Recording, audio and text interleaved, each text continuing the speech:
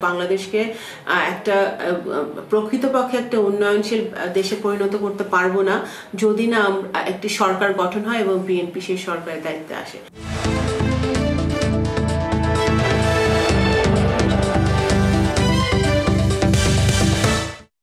ফরিদপুর শহরে নির্বাচনের জন্য প্রস্তুত দলগুলো। এরই মধ্যে সংগঠনকে ঢেলে সাজানোর জন্য কাজ করছে বিএনপি। দলের নেতারা বলছেন, দ্রুত সংস্কার শেষে নির্বাচন চান তারা। নির্বাচনের জন্য প্রার্থী বেছে রেখেছে জামায়াতে ইসলামীও। এদিকে শহরে ভোটের হাওয়া লাগলেও পুরোপুরি সংস্কারের পরই নির্বাচনের কথা ভাবতে চাইছে বৈষম্য বিরোধী ছাত্র আন্দোলন।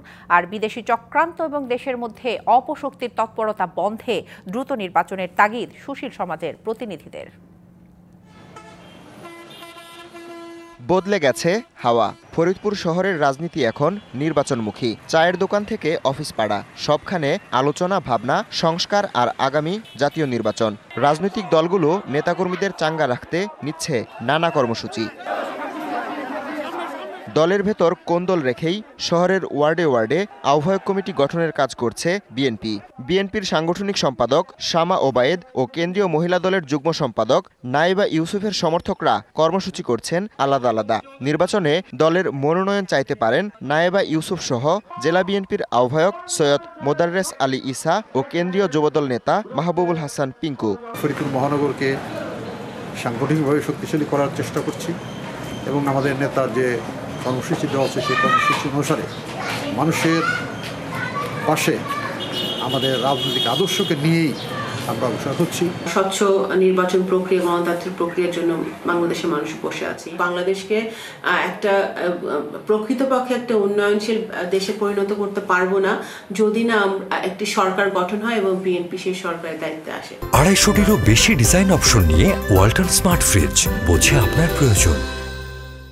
ষড়যন্ত্র মোকাবেলা করার জন্য বিএনপির সকল নেতাকর্মীকে ঐক্যবদ্ধ হয়ে মাঠে থাকতে হবে। অবস্থান শক্তিশালী করতে মাঝে মধ্যেই সভা সমাবেশ করছে জামায়াত। ওয়ার্ডে ওয়ার্ডে গঠন করা হয়েছে নতুন কমিটি। জামায়াত নেতারা জানিয়েছেন, ফরিদপুর 3 আসনে তাদের প্রার্থী হবেন কেন্দ্রীয় নেতা প্রফেসর আব্দুত তোয়া। মানুষ যেই বাংলাদেশ দেখতে চায় সেরকম একটা বাংলাদেশ আমরা উপহার দিতে পারি, সেই জন্য আমরা মাঠে ময়দানে কাজ করে যাচ্ছি।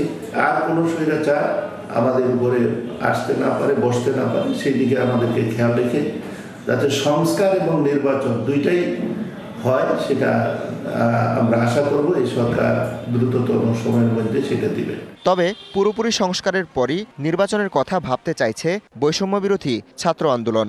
বিগত সরকার যেভাবে রন্ধে রন্ধে দুর্নীতির একটা প্রভাব ছড়িয়ে গিয়েছে, ওইটা আগে মাটি দিতে হলে সবচেয়ে প্রথম দরকার সংস্কারটা পরিপূর্ণ হয়, তাহলে আমরা নির্বাচনের কথা ভাববো। দেশে শান্তি শৃঙ্খলা বজায় রাখতে প্রয়োজনীয় সংস্কার করে দ্রুত নির্বাচনের তাগিদ সুশীল সমাজের প্রতিনিধিদের।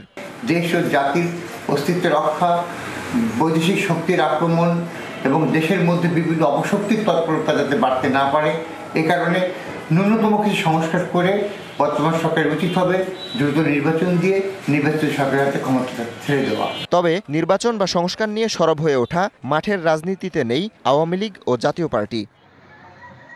DBC news desk.